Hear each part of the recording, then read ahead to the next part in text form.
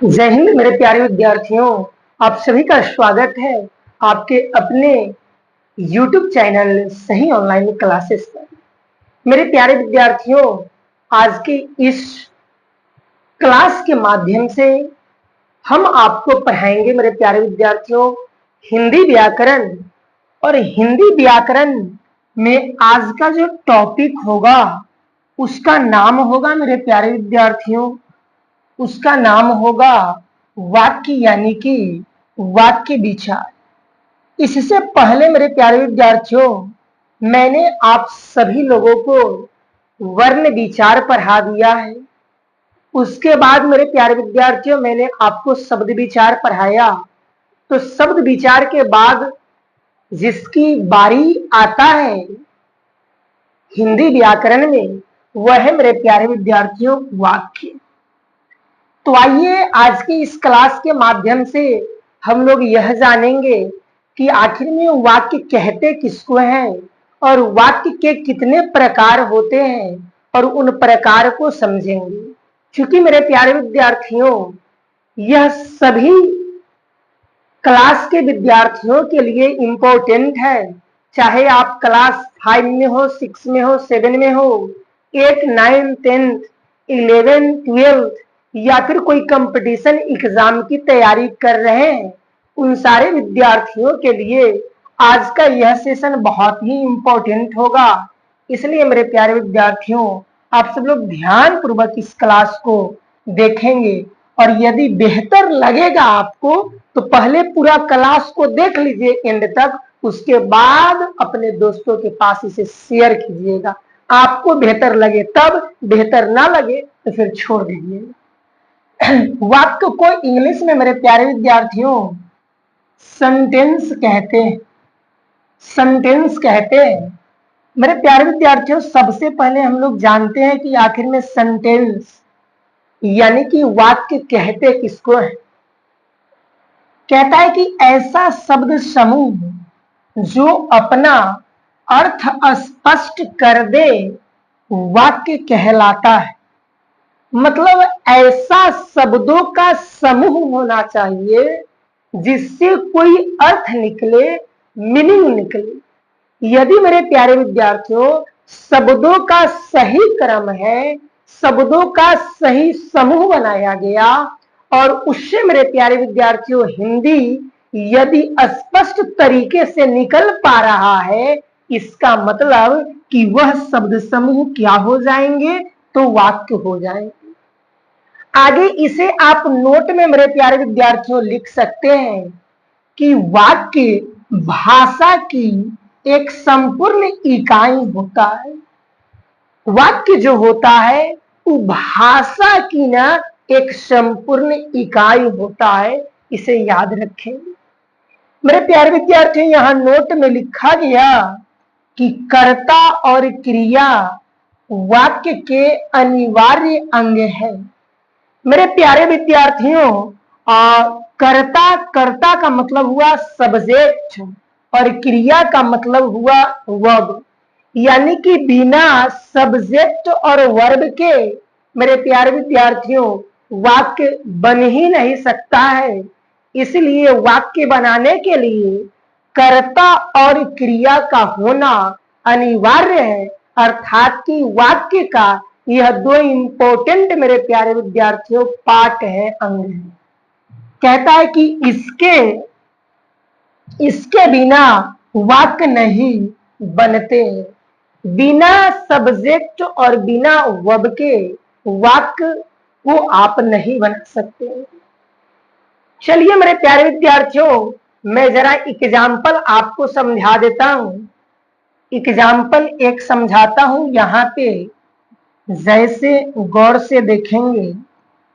मेरे प्यारे विद्यार्थियों, मैंने यहां लिखा राम, यहां लिखा मैंने बाजार,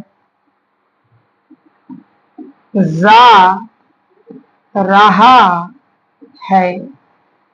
और मेरे प्यारे विद्यार्थियों, यहां पर आपको दिखाई दे रहा होगा यह सभी के सभी मेरे प्यारे विद्यार्थियों शब्द है।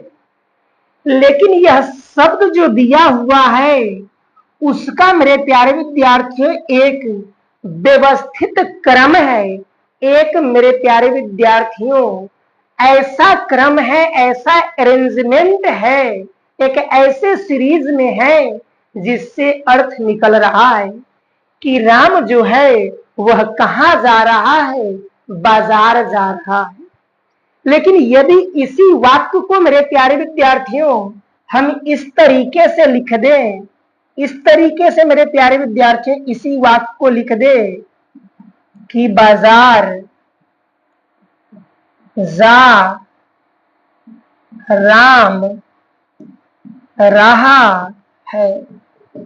अब देखिए मेरे प्यारे विद्यार्थियों, शब्द दोनों में सेम ही है, शब्द दोनों में सेम ही है, बट मेरे प्यारे विद्यार्थियों यहां अर्थ साफ साफ निकल रहा है कि राम एक कर्ता है, राम सब्जेक्ट है जो जाने की क्रिया कर रहा है। कहां जाने की क्रिया कर रहा है? तो बाजार, यानी कि राम बाजार जा रहा है। और यहां लिखा हुआ है कि बाजार जा राम रहा है। थोड़ा अटपटा लगता है कि नहीं? तो यह मेरे प्यारे विद्यार्थियों शब्द का समूह तो है, लेकिन अर्थ नहीं निकल रहा है, स्पष्ट अर्थ नहीं निकल रहा है, क्लियर मीनिंग नहीं निकल रहा है। इसका मतलब मेरे प्यारे विद्यार्थियों यह वाक्य नहीं होगा। तो आप बोलेंगे सर यह जब वाक्य नहीं है तो आखिर में है क्या? तो यह मेरे प्यारे विद्यार्थियों शब्द कहलाएंगे। जब वाक्य नहीं होगा तो वो शब्द कहलाएगा, और यहां मेरे प्यारे विद्यार्थियों यह वाक्य है। मेरे प्यारे विद्यार्थियों किसी भी सेंटेंस के, किसी भी वाक्य के दो पार्ट होते हैं, दो पार्ट। एक मेरे प्यारे विद्यार्थियों सब्जेक्ट यानी कि कर्ता होता है, और एक उसके बाद वाला पार्ट होता है। इससे यह पता चलता है कि वाक्य के दो अंग होते हैं। आइए उसे आगे हम लोग पढ़ेंगे। और देखिए यहां पर मैं आपको दिखा देता हूं,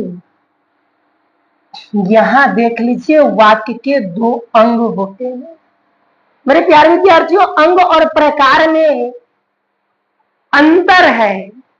अंग और प्रकार एक ही को मत समझिएगा मेरे प्यारे विद्यार्थियों। अंग का मतलब हुआ उसका हिस्सा, अर्थात कि वाक्य का हिस्सा।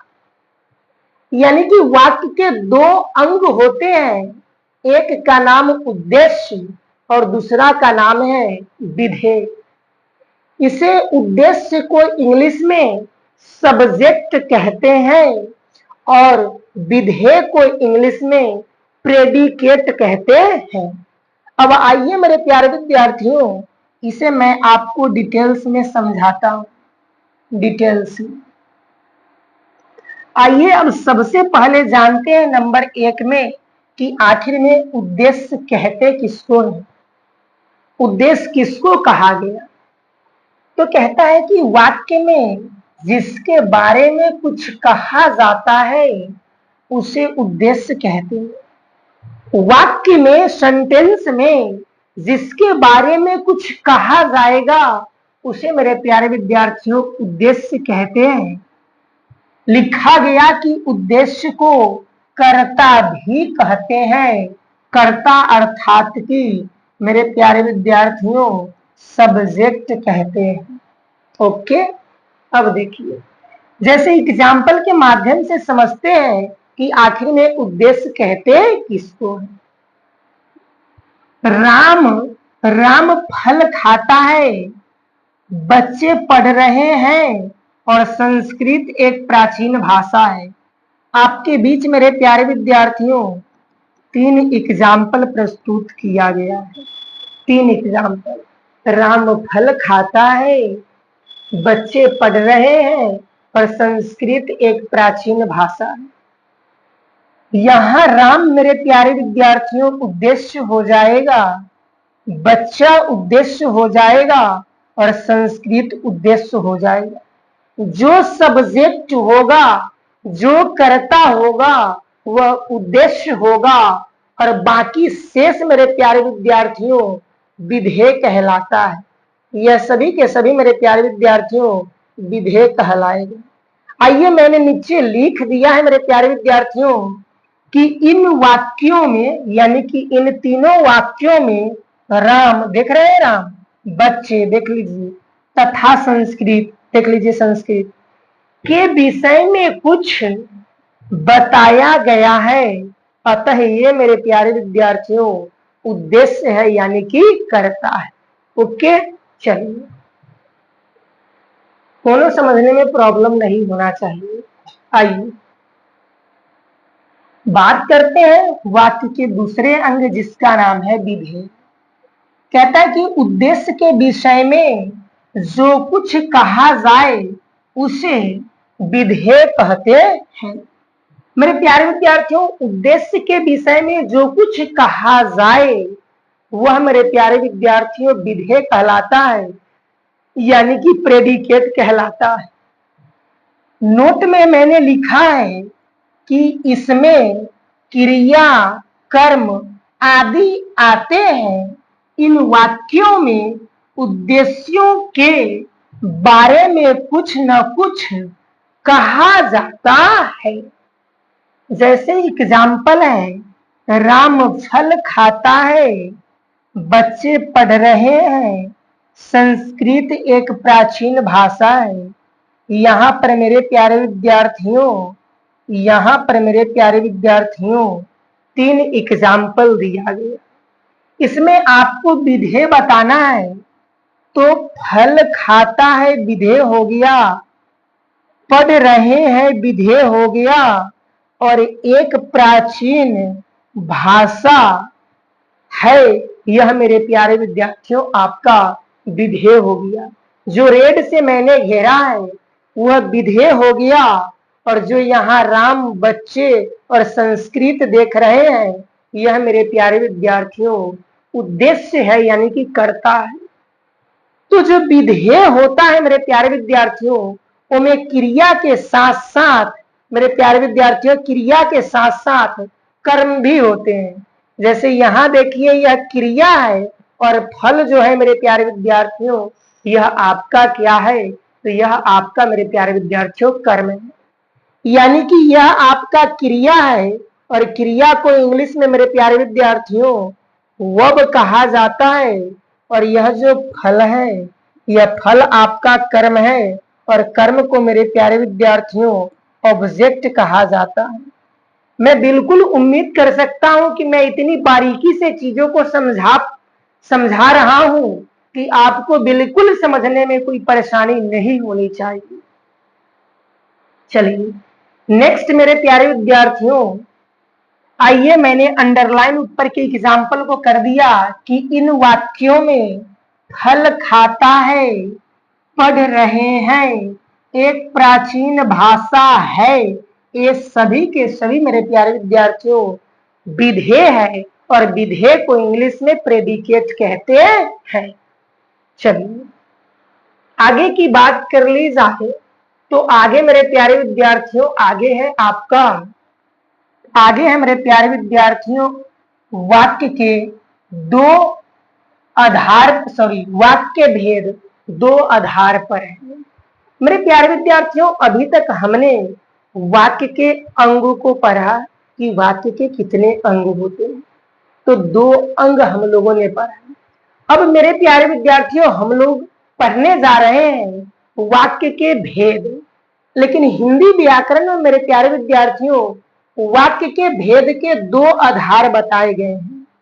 हिंदी व्याकरण में वाक्य के भेद के मेरे प्यारे विद्यार्थियों 2 आधार बताए गए हैं। एक है रचना के आधार पर और दूसरा है अर्थ के आधार पर। तो रचना के आधार पर वाक्य के मेरे प्यारे विद्यार्थियों 3 प्रकार होते हैं, और अर्थ के आधार पर वाक्य के 8 प्रकार होते हैं। अ से अर्थ, अ से 8, अ से अर्थ और अ से 8। तो अर्थ के आधार पर 8 प्रकार और रचना में 3 अक्षर है। रचना के आधार पर वाक्य के कितने प्रकार? 3 प्रकार। सबसे इंपॉर्टेंट है मेरे प्यारे विद्यार्थियों रचना के आधार। ऐसे बाकी बात सारा इंपॉर्टेंट है, ये भी इंपॉर्टेंट है, लेकिन सबसे पहले इसको। नंबर 1, रचना के आधार पर वाक्य के 3 भेद होते हैं, जैसा कि मैंने बताया। नंबर 1 का नाम है सरल या साधारण वाक्य। नंबर दूसरा है संयुक्त वाक्य और नंबर तीसरा है मिश्रित वाक्य। आइए मेरे प्यारे विद्यार्थियों जरा इसे हम लोग समझते हैं आगे कि आखिर में सरल वाक्य, संयुक्त वाक्य और मिश्रित वाक्य कहते किसको है। देखिए नंबर 1 में है मेरे प्यारे विद्यार्थियों सरल वाक्य, जिसे साधारण वाक्य भी कहते हैं। कहता है कि जिस वाक्य में एक उद्देश्य और एक विधेय होता है उसे सरल या साधारण वाक्य कहते हैं। जिस वाक्य में एक सब्जेक्ट मेरे प्यारे विद्यार्थियों और एक प्रेडिकेट होगा उसी को हम लोग बोलते हैं सरल वाक्य या साधारण वाक्य। तो आप इसे याद रखेंगे। जैसे स्वाति खाना खा रही है, स्वाति एक मेरे प्यारे विद्यार्थियों उद्देश्य है और खाना खा रही है यह विधेय है। तो एक आपका उद्देश्य हो गया और एक मेरे प्यारे विद्यार्थियों क्या हो गया? विधेय हो गया। ओके। दूसरा एग्जाम्पल, राम घूम रहा है। राम मेरे प्यारे विद्यार्थियों एक आपका हो गया उद्देश्य और यह हो गया आपका विधेय। राजू पुस्तक पढ़ रहा है। राजू मेरे प्यारे विद्यार्थियों हो गया आपका एक मतलब प्रथम मेरे प्यारे विद्यार्थियों हो गया राजू उद्देश्य और मेरे प्यारे विद्यार्थियों पुस्तक जो है यह मेरे प्यारे विद्यार्थियों हो गया विधेय। यहां सब में एक लिख देने दीजिए, ठीक है, क्योंकि एक सब्जेक्ट है और एक आपका विधेय है। एक सब्जेक्ट है और दूसरा प्रेडिकेट है, अर्थात कि एक मेरे प्यारे विद्यार्थियों यह सभी के सभी है आपका क्या चीज? तो उद्देश्य और यह सभी के सभी है मेरे प्यारे विद्यार्थियों विधेय। ओके, चलिए आगे देखिए। कहता है मेरे प्यारे विद्यार्थियों कि इन सब वाक्यों में कर्ता एक एक है और क्रिया भी एक एक है, अतः ये सरल वाक्य है। आप देख लीजिए मेरे प्यारे विद्यार्थियों, देख लीजिए। आप देख सकते हैं मेरे प्यारे विद्यार्थियों कि यहाँ पर स्वाति एक मेरे प्यारे विद्यार्थियों सब्जेक्ट है, कर्ता है, और दूसरा मेरे प्यारे विद्यार्थियों खाना खाना मेरे प्यारे विद्यार्थियों यह एक क्रिया है। राम घूम रहा है, राम एगो कर्ता है, सब्जेक्ट है, और घूमना मेरे प्यारे विद्यार्थियों वर्ब है, क्रिया है। राजू पुस्तक पढ़ रहा है, राजू कर्ता है, सब्जेक्ट है, और पढ़ रहा है मेरे प्यारे विद्यार्थियों एक क्या है? तो क्रिया है।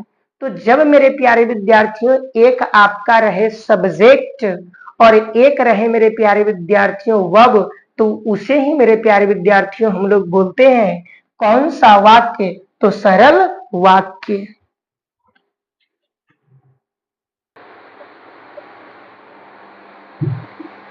आइए मेरे प्यारे विद्यार्थियों अब आगे समझते हैं कि आखिर में मेरे प्यारे विद्यार्थियों संयुक्त वाक्य कहते किसको? नंबर दूसरा है संयुक्त वाक्य।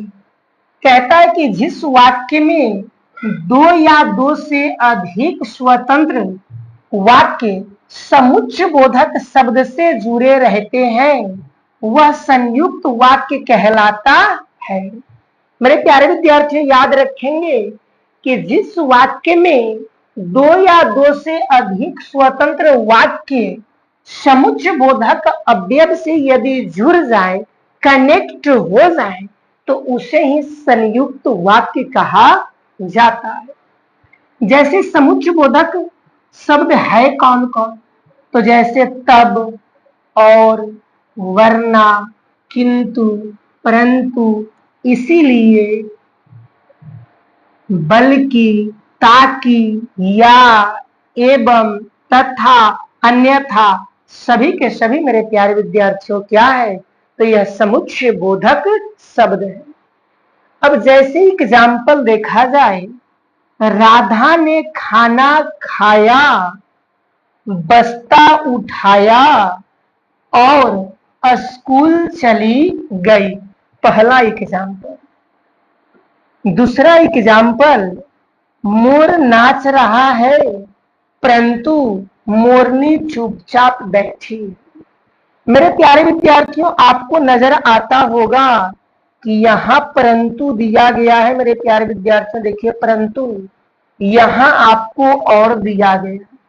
तो यह सभी के सभी मेरे प्यारे विद्यार्थियों समुच्चय बोधक शब्द है।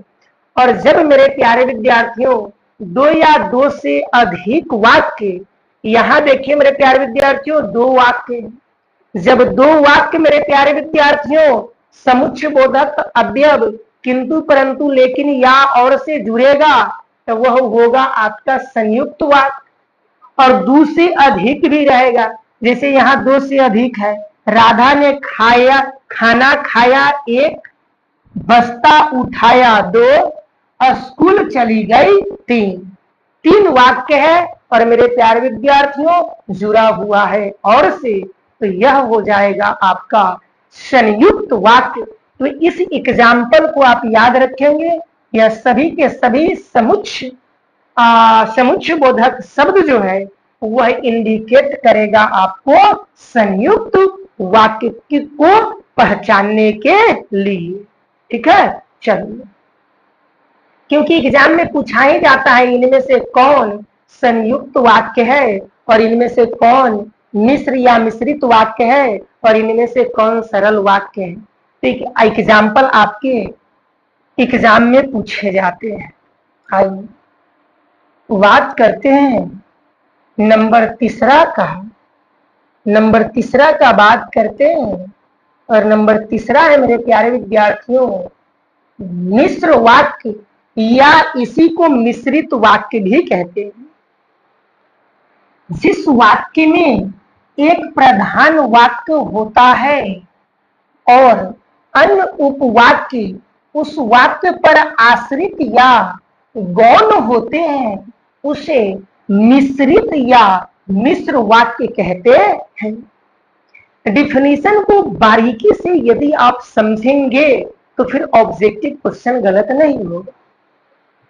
जिस वाक्य में एक प्रधान वाक्य होते हैं और अन्य उपवाक्य उस पर आश्रित या गौण होते हैं, उसे ही मिश्रित वाक्य या मिश्र वाक्य कहा जाता है। जैसे नोट, कैसे हम जानेंगे कि कौन मिश्रित वाक्य है? तो आप नोट याद कर ले। जिस वाक्य में आपस में, कि, जो, क्योंकि, जितना, उतना, जैसा, वैसा, जब, तब, जहां, वहां, जिधर, उधर, यद्यपि, यदि, अगर, तो इत्यादि प्रायः यह मेरे प्यारे विद्यार्थियों यदि लगा हुआ रहे, प्रायः यह सभी वर्ड लगा हुआ रहे तो संभवतः वह मिश्र वाक्य ही होने की 90% संभावना है। ओके, जैसे एग्जाम्पल में देखिए, जो कल घर आया था वह बाहर खड़ा है।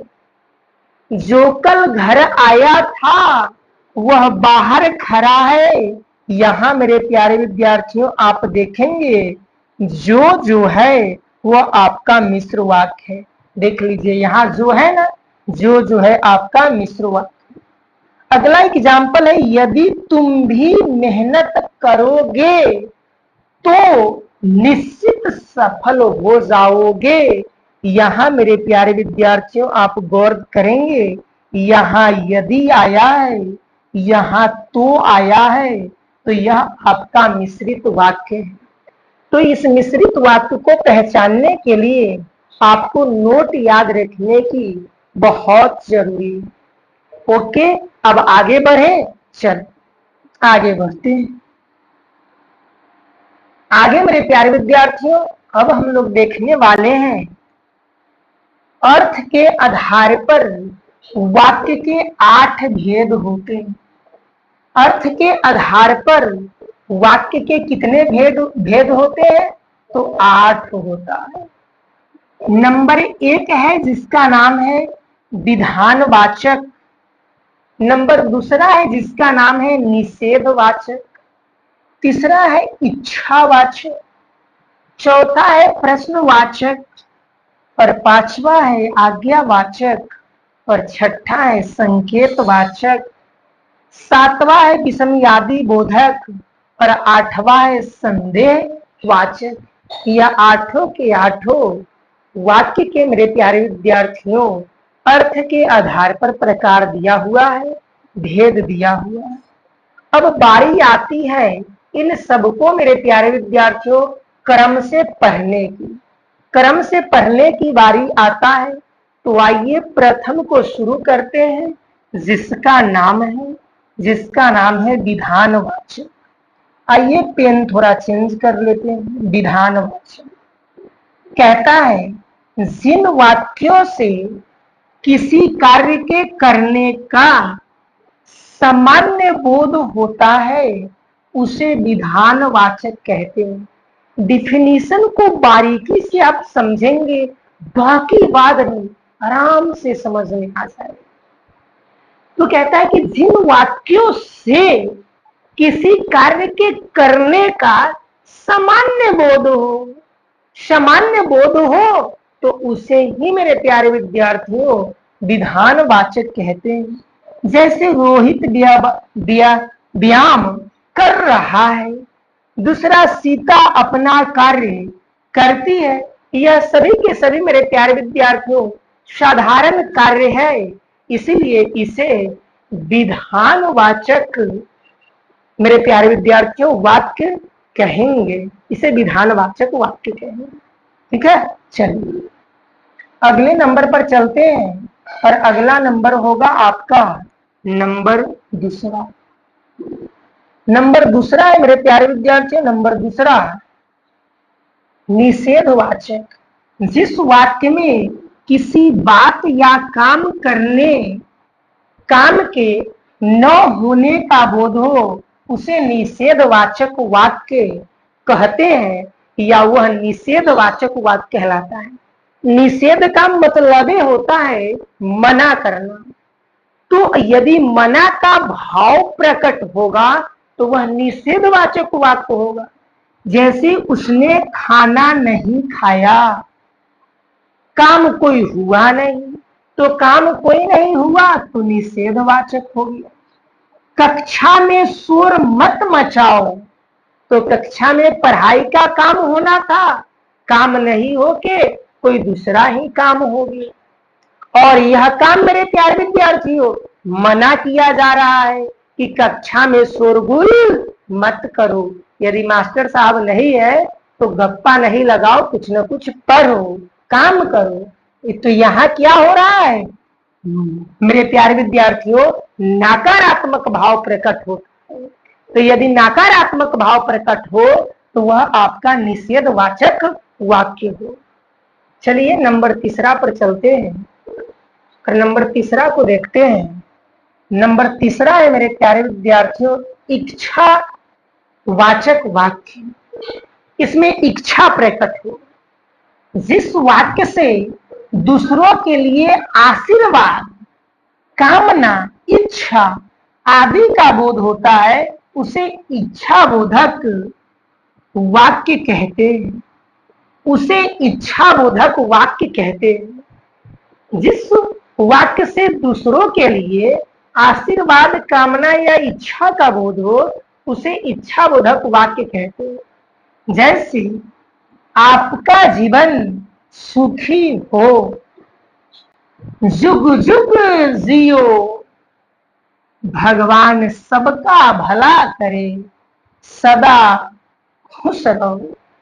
यह सभी एग्जाम्पल से आपको यह पता चलता है कि यह सभी एग्जाम्पल में या तो किसी के आशीर्वाद या फिर कामना या फिर इच्छा का भाव व्यक्त हो रहा है।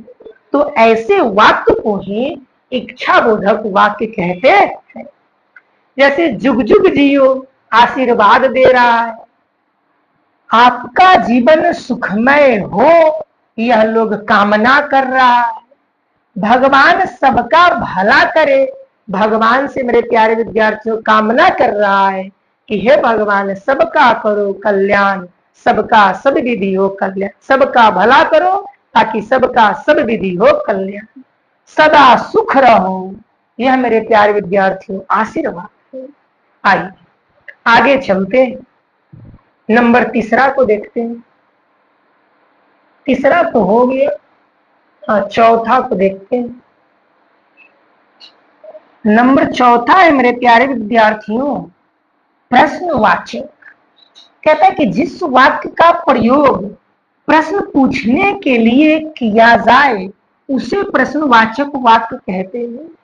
मेरे प्यारे विद्यार्थियों जिस वाक्य का प्रयोग ना प्रश्न पूछने के लिए किया जाए, यदि प्रश्न पूछने के लिए किया जाए तो वह मेरे प्यारे विद्यार्थियों प्रश्नवाचक वाक्य कहलाएगा। जैसे तुम्हारे पिताजी का क्या नाम है, यह प्रश्न पूछा जा रहा है कि तुम्हारे पिताजी का क्या नाम है। तो यदि सेंटेंस के माध्यम से यदि प्रश्न पूछा जा रहा है तो वह वाक्य फिर प्रश्नवाचक वाक्य कहलाएंगे। जैसे तुम क्या पढ़ रहे हो, यह एक वाक्य के माध्यम से किसी से यह प्रश्न किया गया, क्वेश्चन एराइज किया गया कि आखिर में तुम क्या पढ़ रहे हो। तो प्रश्न पूछा जा रहा है सेंटेंस के माध्यम से, वाक्य के माध्यम से किसी और से, तो यह मेरे प्यारे विद्यार्थियों प्रश्नवाचक वाक्य हो जाएंगे। और प्रश्नवाचक वाक्य में मेरे प्यारे विद्यार्थियों यह प्रश्नवाचक चिन्ह आपको निश्चित रूप से दिखेगा। इसे मेरे प्यारे विद्यार्थियों प्रश्नवाचक चिन्ह कहते हैं, प्रश्नवाचक चिन्ह कहते हैं, तो इसे भी याद रखें। आगे चलते हैं नंबर 5वां में। नंबर 5वां है आज्ञावाचक वाक्य। जिन वाक्यों से आज्ञा, अनुमति, प्रार्थना आदि का बोध होता है वह आज्ञावाचक वाक्य कहलाता है। आज्ञावाचक वाक्य उस वाक्य को कहते हैं जिसमें आज्ञा, अनुमति, प्रार्थना इत्यादि का बोध होगा तो वह आपका आज्ञावाचक वाक्य कहलाएगा। जैसे सदा सत्य बोलो, अपना कमरा साफ करो। मेरे प्यारे विद्यार्थियों सदा सत्य बोलो और मेरे प्यारे विद्यार्थियों अपना कमरा साफ करो, यह सभी से मेरे प्यारे विद्यार्थी देखिए अपना कमरा साफ करो, यह मेरे प्यारे विद्यार्थियों या तो कोई अनुमति दे रहा है कि मेरे प्यारे विद्यार्थियों अपना कमरा साफ करो, या फिर मेरे प्यारे विद्यार्थियों कोई अनुमति अगर नहीं दे रहा है तो फिर आज्ञा भी दे सकता है कि तोहर कमरा ना बहुत गंदा रहता है, तुम अपने कमरे को साफ कर। और यहाँ जो है सदा सत्य बोलो, यह भी मेरे प्यारे विद्यार्थियों इसी के द्वारा यह कहा ही जा रहा है कि सदा सत्य बोलो, झूठ बोलना गलती बात है। तो यह भी क्या है आज्ञा दिया जा रहा है। तो यदि आज्ञा, अनुमति, प्रार्थना इत्यादि का बोध होगा तो वह वाक्य आज्ञावाचक वाक्य कहलाएगा। आइए अगला बात करते हैं मेरे प्यारे विद्यार्थियों। नंबर 6 संकेतवाचक वाक्य। संकेतवाचक वाक्य का डिफिनीशन कहता है कि जिस वाक्य में संकेत या शर्त हो उसे संकेतवाचक वाक्य कहते हैं। या तो संकेत हो नहीं तो फिर क्या हो शर्त हो। जैसे यदि वर्षा होती तो फसल अच्छी होती, पहला एग्जाम्पल। फिर दूसरा एग्जाम्पल है वर्षा रुक जाती तो बाजार जाते। मेरे प्यारे विद्यार्थियों, यदि वर्षा होती तो मेरे प्यारे विद्यार्थियों फसल अच्छी होती। यह शर्त है, यह कंडीशन है कि वर्षा यदि होगी तो निश्चित रूप से फसल जो है वह बेहतर होगा। फिर वर्षा यदि रुक जाती, वर्षा रुकने का संकेत मुझे मिल जाता तो मेरे प्यारे विद्यार्थियों हम बाजार चले जाते। तो यहाँ पर दोनों सेंटेंस के माध्यम से यह पता चलता है कि या तो कंडीशन है मेरे प्यारे विद्यार्थियों, या तो शर्त है, नहीं तो फिर इंडिकेट है यानी कि संकेत है। तो ऐसे वाक्यों को संकेतवाचक वाक्य कहा जाता है। नेक्स्ट अगला पर चलते हैं और अगला होगा मेरे प्यारे विद्यार्थियों नंबर 7, विषमयादी वाचक। कहता है कि जिन वाक्यों के द्वारा विस्मय, हर्ष, शोक, घृणा, प्रशंसा आदि के भाव प्रकट किए जाते हैं तो वह विस्मय सूचक या फिर मेरे प्यारे विद्यार्थियों या फिर विषमयादी वाचक वाक्य कहलाता है। इसको आप काट देंगे मेरे प्यारे विद्यार्थियों, इसको काट देंगे। फिर से देख लीजिए, जिन वाक्यों के द्वारा विस्मय, हर्ष, शोक, घृणा, प्रशंसा आदि के भाव प्रकट किए जाते हैं तो वह विस्मय सूचक या विषमयादी वाचक वाक्य कहलाता है। जैसे वाह क्या बात है, वाह क्या बात है, हर्ष का बोध हो रहा है, खुशी का बोध हो रहा है, अरे तुम आ गए, यह भी मेरे प्यारे विद्यार्थियों प्रशंसा और हर्ष का बोध कराता है। तो यह सभी के सभी मेरे प्यारे विद्यार्थियों आपका हो जाएगा कौन सा वाक्य, तो यह होगा विषमयादी वाचक वाक्य। और खास बात है कि इसमें मेरे प्यारे विद्यार्थियों ऐसे वाक्यों में आपको विषमयादी बोधक चिन्ह मेरे प्यारे विद्यार्थियों दिखेगा। यह चिन्ह आपको दिखेगा जिसे विषमयादी बोधक चिन्ह कहा जाता है। इंग्लिश में इसे मेरे प्यारे विद्यार्थियों एक्सक्लेमेशन मार्क कहा जाता है। ओके, चलिए अब नंबर मेरे प्यारे विद्यार्थियों नंबर 8वां की बारी आती है और नंबर 8वां और लास्ट होगा संदेहवाचक वाक्य। अब यहाँ न लिखा है संदेहवाचक वाक्य, वाक्य को आप ऐड कर सकते हैं और लास्ट में भी सब में आप वाक्य को ऐड कर सकते हैं। कहता है कि जिस वाक्य में किसी कार्य के होने के बारे में संदेह या संभावना प्रकट की जाती है तो उसे संदेह वाचक वाक्य कहते हैं।